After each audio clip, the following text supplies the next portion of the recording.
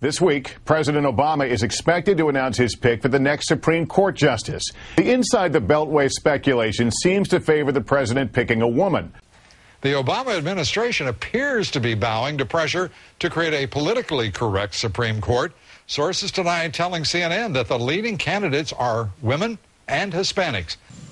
As President Obama prepares to name his first Supreme Court nominee, he's under pressure from all directions. Name a woman, name a Latino, name an African American. Let's quickly listen to the president as a candidate on the campaign trail talking about what he would be looking for in a Supreme Court justice. We need somebody who's got the heart to recognize, the empathy to recognize what it's like to be a young teenage mom. The empathy to understand what it's like to be poor or African American or gay. All right? And that's the criteria by which I'm going to be selecting my judges. What are the odds this is going to be a white male? I would say close to zero. Close to zero? Yes, close to zero. Isn't that reverse discrimination?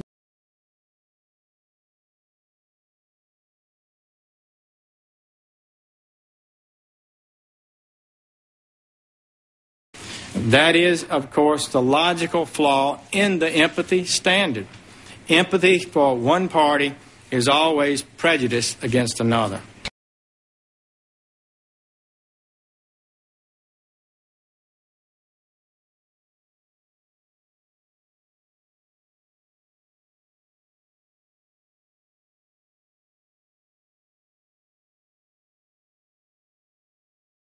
This is the quote: "I would hope that a wise Latina woman with the richness of her experiences would more often than not reach a better conclusion than a white male who hasn't lived that life." In those comments in 2001, Sotomayor said, in effect, that Latina women would make better judges than white men. What she was saying is a wise Latina woman would reach a better decision than a white man. I mean, there's no way to slice and dice that. And it was said in response to the view of Sandra Day O'Connor and Ruth Bader Ginsburg, who said a wise old woman and a wise old man would probably come to the same outcome. She was disputing that. I would hope a wise Latina woman with the richness of her experiences would more often than not reach a better conclusion than a white male. Now I've looked at the entire speech that she was offering to see if that was taken out of context, and I have to tell you, Tim, it wasn't. In fact, she goes on. She says, Justice O'Connor has often been cited, that was our first female justice, has often been cited as saying that a wise old man and a wise old woman will reach the same conclusion in deciding cases. She says, I'm not so sure I agree with that statement. And then she goes on to say that people from different backgrounds will come to different decisions, and she said that one must accept the proposition that a difference will be created by the presence of women and people of color on the bench. Comments that she made back in 2001 have captured a lot of people's attention, and I want to put them on the screen here in wider context than we've heard them discuss this week, because I think the context is important and I want to get your reaction. This is what she said: "I accept that our experiences as women and people of color affect our decisions. Justice O'Connor has often been cited as saying that wise old men and a wise old woman will reach the same conclusion in deciding cases. I am not so sure that I agree with the statement. I would hope that a wise Latina woman with the richness of her experiences would more often than not reach a better conclusion than a white male who hasn't lived that life. I simply do not know exactly what the difference will be in my judging, but I accept there will be some based on my gender and my Latina heritage."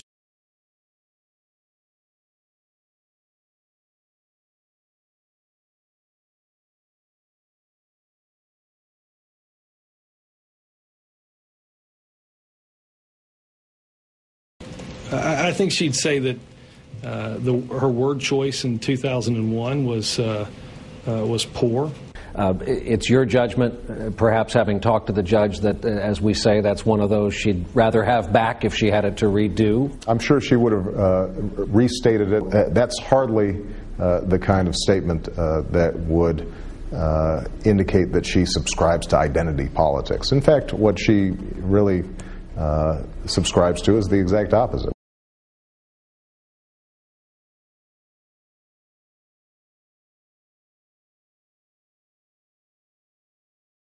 Well, this wasn't an offhand remark. Yeah, this was printed in a law journal. This was a speech before a law group. This isn't some, barroom discussion. The wise Latina comment said again and again It's obviously not an oops, and it obviously now has to be discussed. When she speaks at a law school or to a group of lawyers or law students, she sometimes is less guarded, and she sometimes will be out there sort of pushing the envelope.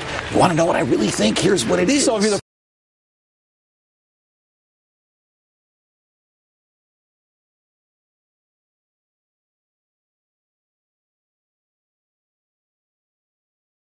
My words failed. They didn't work. And please correct me if I'm wrong. I'm trying to quote your words, a quote, failed rhetorical flourish that fell flat. I believe at another time you said they were, quote, words that don't make sense. I stand by the words. It fell flat. This is a woman who said, hey, my words fell flat when she talked about being a wise Latina. If your words fall flat, why do you repeat them 7 more times? Seems to me she's trying to cover up to get herself confirmed.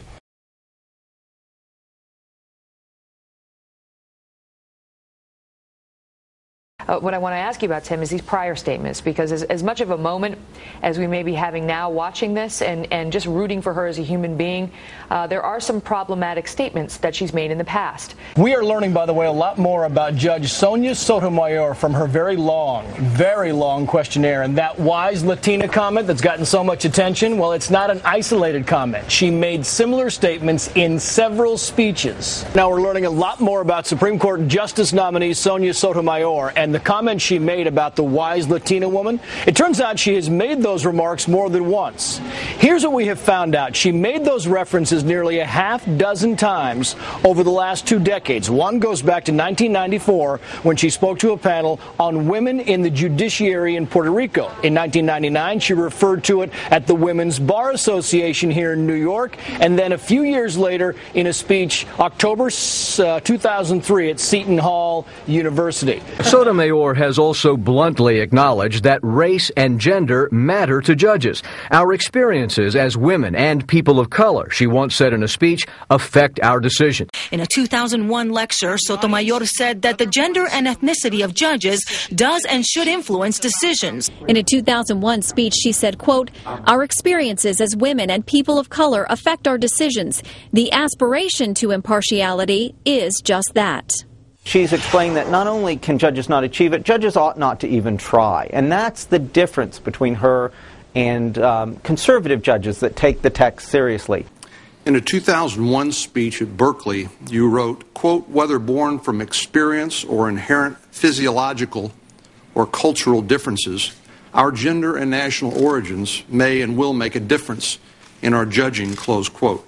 Sotomayor has also said that judges shouldn't deny their differences resulting from their heritage, but also determine when those opinions, sympathies, and even prejudices are appropriate.